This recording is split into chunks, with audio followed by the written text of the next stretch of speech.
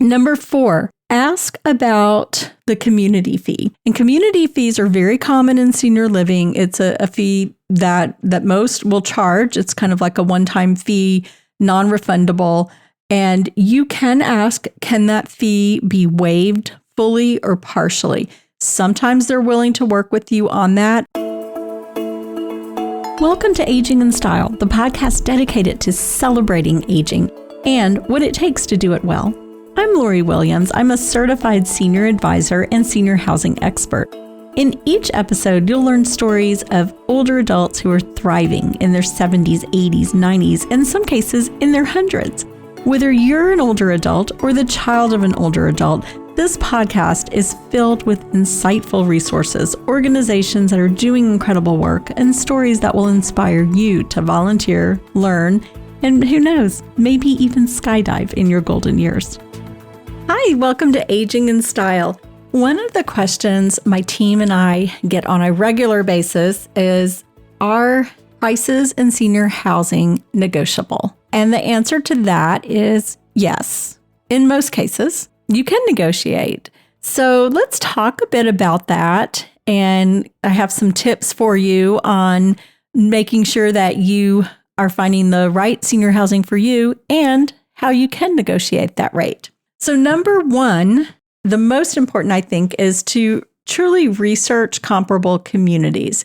And I think it's really important that you are comparing apples to apples. And as happens quite frequently, we will get calls from people who have been researching senior housing on their own. And maybe they've gone down the street and they've looked at a senior apartment. And a senior apartment is just that. You know, it doesn't have the meals and transportation and everything included. And then they've driven a couple of blocks over and they've looked at an independent living community that has all of the meals and transportation and utilities and everything, you know, just bundled into one price. Well, when we get a call from someone who's done this, they are kind of irate. Like, you know, why is this independent living? Why is this one so much more expensive than a senior apartment?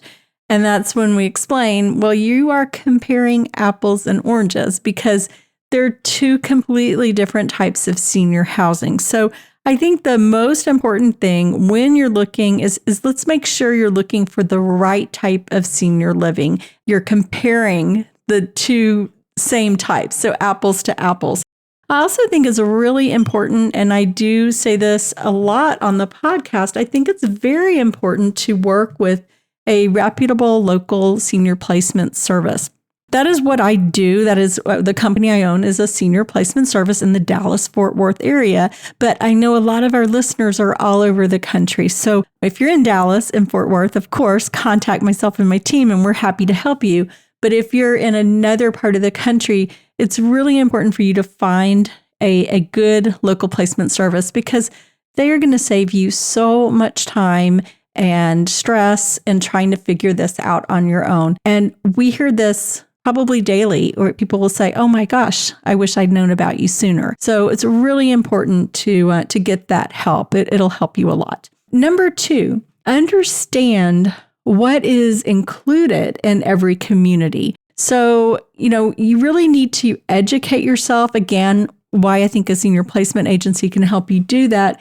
But you need to know what each type includes, what's involved in it, and what are your actual needs or the needs of your loved one. So you need to sit down and kind of think, do I need 3 meals a day? Do I need housekeeping? Or do I just need, you know, a senior apartment? Or are there assisted living like care needs? Do we need help with medication, bathing, dressing, those type of things so that you're going to go out and not waste time. You're going to go and look at the right type of communities for you or your loved one. Third, once you have figured out what type of community you want, do you want to put this out there? You can ask them about monthly specials or promotions.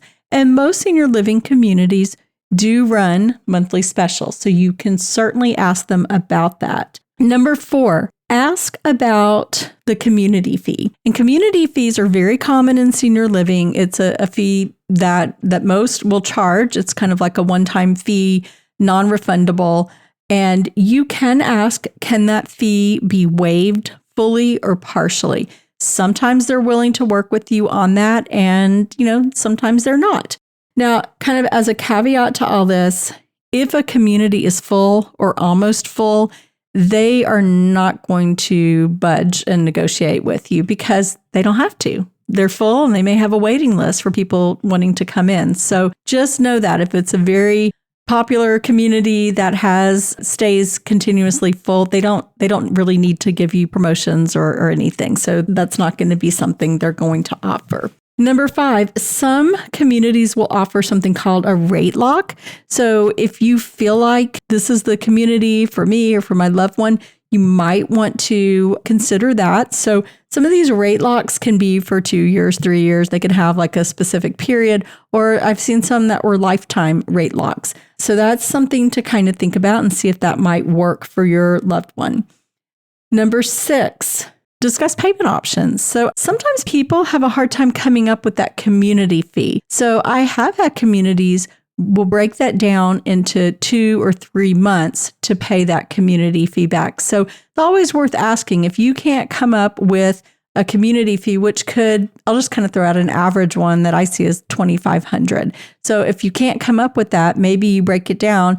And the first month you pay $1,250, the second month you pay $1,250. So sometimes they're open to working with you on things like that. Number 7, make very sure that you are clear on all the charges, especially when it comes to assisted living, because you're going to have your fee for the apartment, and then you have your care level charges, which the nurse will do the assessment and then tell you what that charge is going to be based on you or your loved one's care needs. So you want to also find out, are there extra fees? Say sometimes I see extra fees for incontinence. Is that something extra? What level of care can they do? Like some maybe can't do a 2-person transfer. They can only do a 1-person transfer. So just be very, very clear on what the community is able to provide for your loved one, and also any extra charges that there may be. I think sometimes people, they decide they love a community, and especially I find this with people who are in a big hurry that they have to move mom or dad into assisted living. There's been some kind of crisis that has happened and they haven't had the opportunity to research this in advance. So they're in kind of crisis mode, and I think what happens is they don't absorb all the information because it's a lot of information coming at you. So they don't absorb it all. And then they're like, wait, hold up. What is this fee? Nobody told me about this. So I think just settle your mind for a minute. I know it's just a lot going on, and just make sure you are super clear on the charges that are going to be part of this senior housing. And then also ask for everything in writing. I think that's really important to have too, because like I said, if you're in crisis mode, and even if you're not, if you're not used to going out and, negotiating in assisted living. That's not something everyone's doing on a daily basis. So it's going to be a lot of new terminology and things thrown at you. So it's very possible you're not going to remember everything. So get it in writing. And number 8, my last tip is, and communities, don't be mad at me for sharing this, but the end of the month is a good time to negotiate, because like any business, there are quotas and things that people have. And so the end of the month, a community may be more willing to negotiate with you. And, what I tell everyone is just ask for it. If they say no, fine, no harm done, but you never know. You might be able to make significant savings that can help you or your loved ones stay in a community longer. So those are my 8 tips for negotiating rates in senior housing. And I hope that helps y'all. As always, if you have any questions, you can always reach out to me. My website is loriwilliams-seniorservices.com. And please share this with your friends and family. And if you like our podcast, please go leave us a message and keep listening. Thanks, and we'll talk to you next week. Bye-bye.